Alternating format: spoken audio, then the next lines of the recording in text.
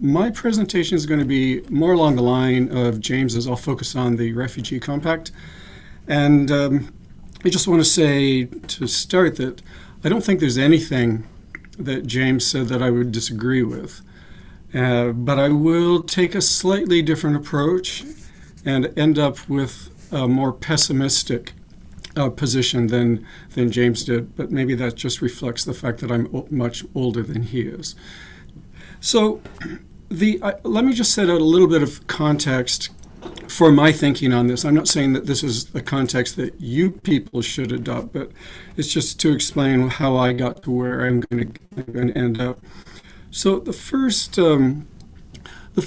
assumption that I'm making here is a form of international relations theory that is typically referred to as realism, classical realism, which assumes that in international relations, a state of anarchy exists, meaning by that there is no overall international relations governance, accountability, or enforcement mechanism, that states essentially will do what is in their national self-interest unless they are forced by some other force to behave differently, and that other force would normally be another state.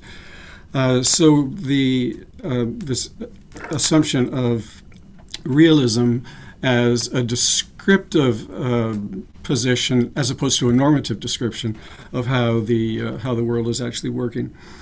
The second assumption that I'm going to make is what is nowadays often referred to as a decline in rules-based international order, the decline in the rules-based liberal international order, which arose, as James very nicely laid it out, arose in the aftermath of the Second World War, ultimately led by the United States.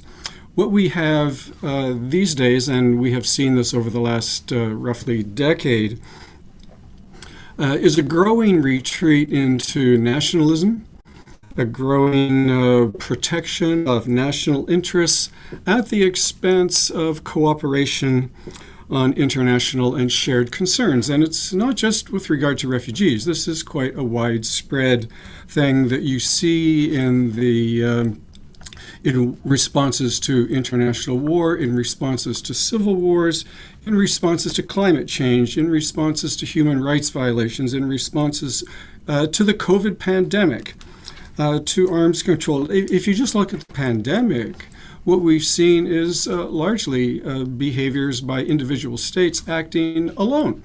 We didn't even have much in the way of an international cooperative framework for developing vaccines. So this is the second point that of my context, that we are witnessing a decline in this rules-based international order.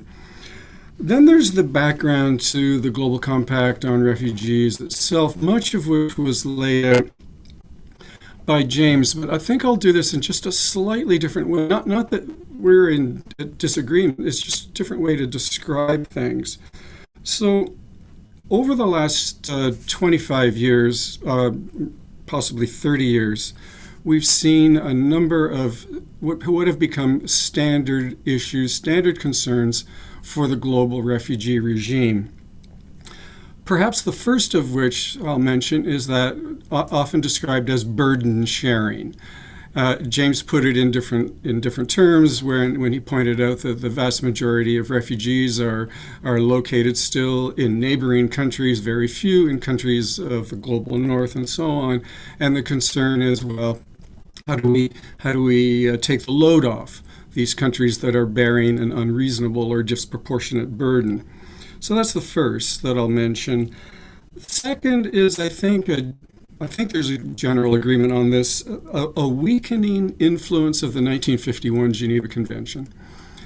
And this includes a weakening of the principle of non-refoulement. We've seen increasingly, there may be disagreement on this, but in my view, what we've seen increasingly over the last, at least 15 years, is a growing willingness on the part of some states to effectively refool asylum seekers. We've seen over these last, again, 25 years, I'm still in the context area, we've seen concerns over the abuse of the asylum system. This is language that you get in governments. Concerns that people are using the refugee regime for purposes that it was not designed for.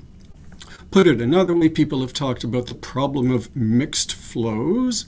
Put it another way, people have talked about the problem of growing irregular migration that takes place, of course, in many different ways. Another concern we've been living with are the resulting deaths as a result of irregular crossings, perhaps most recently highlighted in the case of people trying to cross the Mediterranean Sea, but as well crossing the border between Mexico and the United States. And years ago, people trying to cross either the Atlantic or the Pacific Oceans in boats that were simply not designed for this purpose. So the humanitarian concern about losses of life through irregular crossings of borders. Another general concern has been weak resettlement numbers. This has been talked about for a very long time, and James alluded to this. The number of countries, even now, that formally resettle refugees remains very small. And the numbers, we'll see what the Biden administration actually does, but the numbers even in the United States were certainly under Trump collapsing. In addition to weak resettlement numbers, there remains the reluctance for local integration and pushback, especially amongst human rights advocates, for what is referred to as assisted voluntary return, which some people don't think of as being particularly voluntary at all. So you do have concerns over this so-called durable solutions, which to date haven't proved as durable as people would like. The next bit of background to the Global Compact is, of course, what the emergency, if I can use that term, I will use that term. We can debate this, though, but the emergency of 2015-2016 resulting from the conflict in Syria, which was an emergency both for the migrants as well as for Europe and countries such as Turkey, Lebanon, and Jordan. What we saw during those years was, in my view, certainly in the early days, chaos, mismanagement, or the utter absence of management, including overt attempts at refouling asylum seekers by a number of countries that I won't bother naming, and then an extraordinary burden on Lebanon, Jordan, and Turkey. So what we see, and I think James has characterized it in a similar way, is a dramatic failure of the international community, and I would say especially in this particular case of the European Union as a political unit.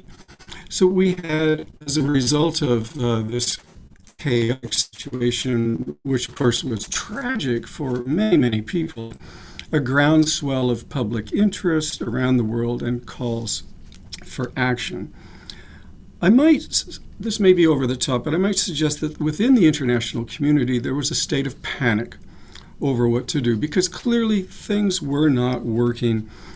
And so this came to the General Assembly of the United Nations, which I'll just point out had really never, I'm now speaking of the General Assembly, had never really touched migration. It was something that at all costs they tried to avoid talking about because it led to such a fractious discussion and battles between the global north and the global south. But because of the extraordinary situation, In 2015-2016, they, of course, held a special meeting in New York, which resulted in the declaration in September of 2016, which, of course, led to the development of these two global compacts. Now, here's the take that I use with regard to the Global Compact on refugees. I would say the same thing about the Global Compact on migration. It was born out of an emergency. And the question for me, this may be idiosyncratic, is whether the world, whether the international community and its member states are now better equipped to handle emergency refugee flows. So this is a specific approach to the Global Compact, whether it is enabling us to handle events like 2015-2016 better than in the past. Okay, so James, you asked the question quite rightly, what's our measure of success? That is mine. Okay, so let's look at the GCR itself. Now, I'm not going to go through this document. There's simply not time. But when I read this document, what I do not see anything having to do with managing emergencies. What I see is a discussion that emphasizes, above all else, burden sharing. There are 4 objectives that are laid out. Each one of those, I believe, is best understood as being about burden sharing. Now, that includes things like increasing the self-reliance of refugees, involving refugees in the management of the global regime, etc. But I do see all of that as relating to burden sharing. I don't see any of it as having to do with managing emergency refugee flows. Now, let me put this a different way. When I read the text of the Global Compact, none of which bothers me, by the way. I think it's actually quite nice in some ways, but it seems to me that all of it could have been written before 2015-2016. And the fact that it is non-binding, as James has pointed out, with repeated emphasis on state sovereignty and the responsibility of individual states over things like root causes, managing flows, and managing post-arrival needs of refugees.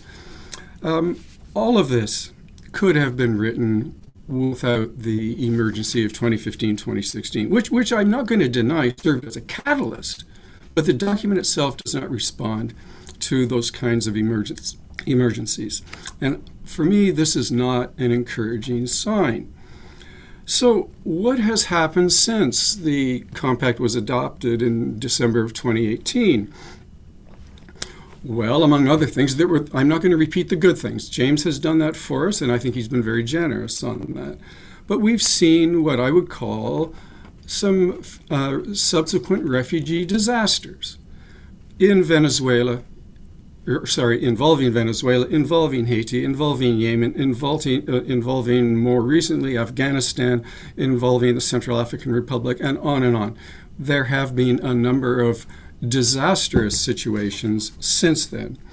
Now, when I read the news, when I watch speeches by the Secretary General of the UN, by Filippo Grandi, the head of the UNHCR, when I look at Antonio Vitorino, head of IOM, speak about these emergencies, when I read media reports, when I look at press releases coming out of the international community, not that I've read them all, I certainly haven't, but I don't see very many references to the Global Compact on Refugees whatsoever.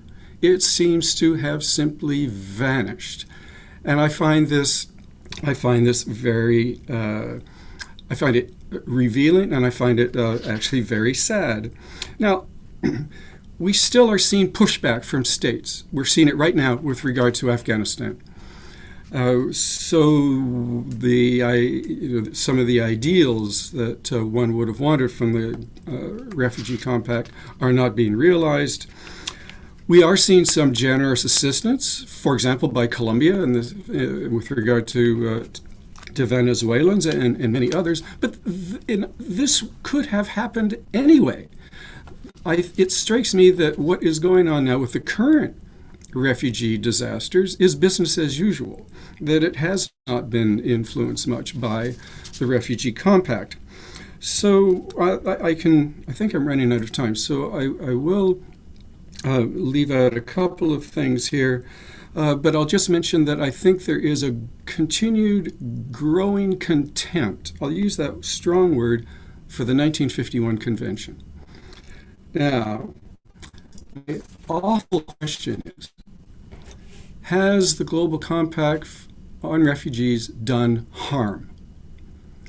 And I've got an hypothesis. Now, this is not a conclusion, it's an hypothesis that yes, in fact, it has done harm. And here's why I say this. So it goes back to the decline of the rules-based international order. It goes back to the rise of nationalism within governments, with the concern over national self-interest, and the declining willingness of states to pool sovereignty over shared concerns.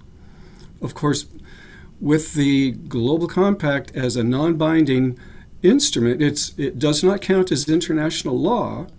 There is no pooling of sovereignty required by signatories to the Global Compact. Now, here's the other thing. Now, this is all hypothetical. When the 1951 Convention was developed and adopted, most government officials were not alive. I doubt that many government officials who are involved in the current management of the refugee regime are very familiar with the 51 Convention, maybe haven't even read it. It is certainly not top of mind. The GCR, on the other hand, is new. It is top of mind. They are familiar with it. They may have been involved in drafting it in the negotiations that Jenna described so nicely. The GCR has become the current international community's guide for refugee affairs. But it's extraordinarily weak. It is non-binding. It is not international law. It lets, in my view, states off the hook. It imposes no firm commitments to action, and therefore, like the 2015-2016 emergency, current emergencies, as in the cases of Afghanistan, well, we'll see how that plays out, Venezuela, certainly Haiti and others, that remain carried by ad hoc actions, not coordinated actions, not guided by anything coming out of the international community. It is business as usual, and with no effective compliance mechanism or enforcement mechanism, I don't see things improving over where they were before 2015-2016. So once again, the international relations theorists are having their day. And this is a sad thing, and it is not good news for the world's refugees.